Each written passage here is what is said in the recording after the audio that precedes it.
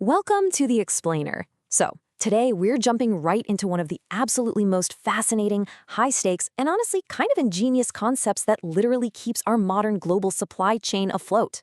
And the craziest part about it, it is roughly 2.5 millennia old. Yeah, you heard that right. We're talking about a system of proportionate sharing between everyone involved in a sea voyage, and it's built entirely on this idea of equitable mutual risk. In maritime law, this is known as general average, and it's actually so old that it predates modern marine insurance. In fact, it's very likely the very first example of mutual insurance in all of human history. Okay, let's dive into this by putting you right into the shoes of someone facing a massive disaster at sea. Just imagine you're a cargo owner. You've got millions of dollars worth of goods sitting on this massive cargo vessel. Suddenly, that vessel runs aground on a jagged reef. To lighten the ship and refloat it before it breaks apart, the captain has to give the ultimate order: start throwing cargo overboard. And well, it just so happens to be your cargo that goes splashing into the drink. The ship is saved, the rest of the voyage continues, but your property, it's sitting at the bottom of the ocean. So what does this all mean for you? Who pays for your loss? Do you just suffer a total financial wipeout while everyone else on board celebrates? To answer that, we really have to look at the huge problem that pops up during any marine casualty, which is this massive, inherent conflict of interest. See, the master of the ship has a few options when disaster strikes. Maybe they can push the engine to the absolute limit to force the ship off the reef, but that risks tearing the bottom of the ship apart. Or maybe they can call in some super expensive emergency tugboats. Or they can just jettison cargo. The catch is, every single one of these choices creates a massive financial loss for somebody. Obviously, if you're the one whose cargo gets tossed, you'd really prefer the captain had picked a different option. So general average was born out of the absolute necessity to eliminate that exact conflict of interest. It frees up the captain to make the safest choice for everyone without completely bankrupting one specific party. And this brilliantly illustrates how the solution to this dilemma is formally laid out. It's found in Rule A of the governing text. It says, a general average act occurs when and only when any extraordinary sacrifice or expenditure is intentionally and reasonably made or incurred for the common safety for the purpose of preserving from peril the property involved in a common maritime adventure. It's such an elegant legal device. Basically, it means that if your cargo is the one sacrificed to save the ship, your loss doesn't just fall on you. It's shared proportionately by all the other interests involved. That includes the ship owner and all the other cargo owners. You are magically placed, as nearly as possible, back into the exact same financial position as the lucky folks whose property was actually saved. But hold on, it's not like just any random accident qualifies for this. There are some incredibly strict criteria that have to be met to trigger this ancient rulebook. First off, there has to be a common maritime adventure involving more than one interest, so a ship and its cargo. Second, there needs to be a real, substantial time of peril that is actively threatening everyone. Third, the sacrifice has to be extraordinary. We're not talking about routine wear and tear here. Fourth, and this is absolutely crucial, it must be completely intentional and voluntary. Actually, let me rephrase that. It cannot be an accident. It has to be a deliberate choice made by the master. Fifth, it has to be a reasonable, financially prudent decision. And finally, success. The sacrifice has to actually work and save some of the property.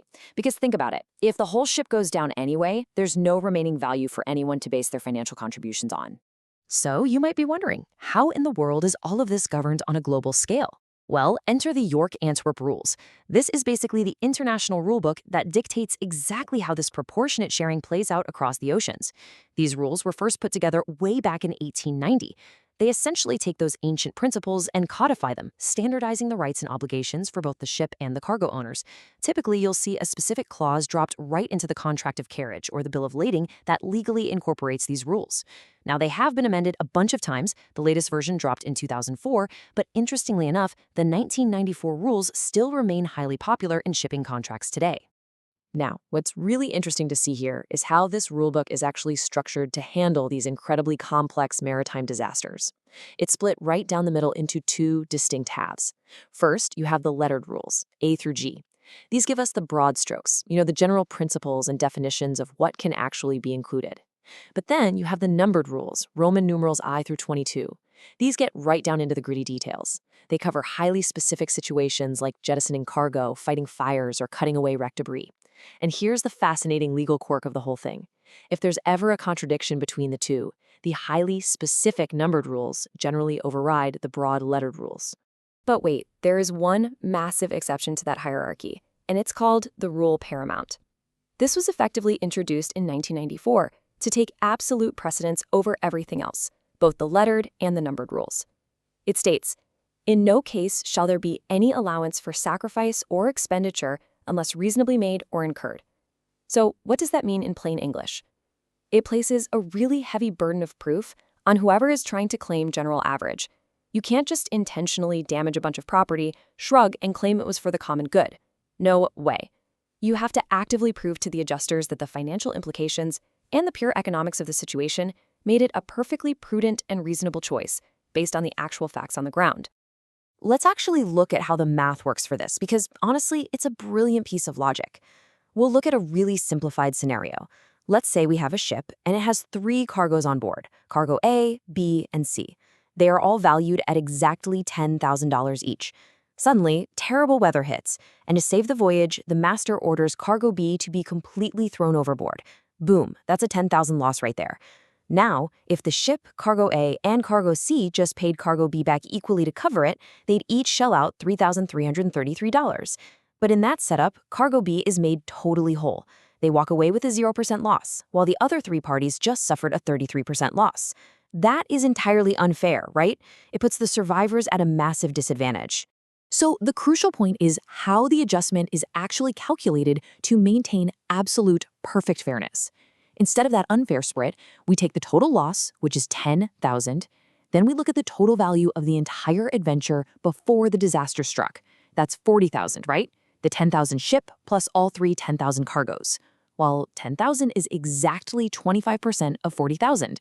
Therefore, every single party, and this includes the party whose cargo was lost, absorbs exactly 25% of the hit. So the ship, cargo A, and cargo C each pay $2,500 into the pot. Cargo B's total loss was 10,000, so they receive 7,500 in contributions from the others, which means their final out-of-pocket loss is also exactly 2,500. See? Everyone shares an equal 25% burden. It is just a perfectly equitable system. Let's move on and see how this builds in practice. Because, as you can imagine, organizing this kind of mathematical fairness across dozens of massive global companies is incredibly complex in the real world. Here's how the standard procedure actually plays out. First, the master of the vessel makes the high-stakes decision to declare general average based on the threat to the voyage.